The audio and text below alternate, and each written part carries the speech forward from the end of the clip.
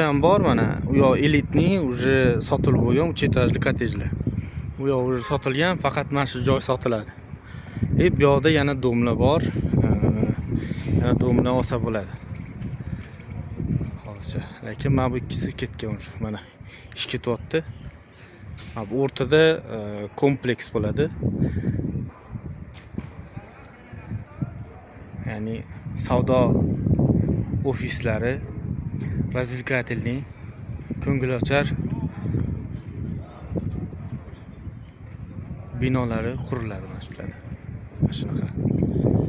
Albatta, uspet qilib qolinglar. Grand Capital juda ham chiroyli uylarni quradi mana shunaqa.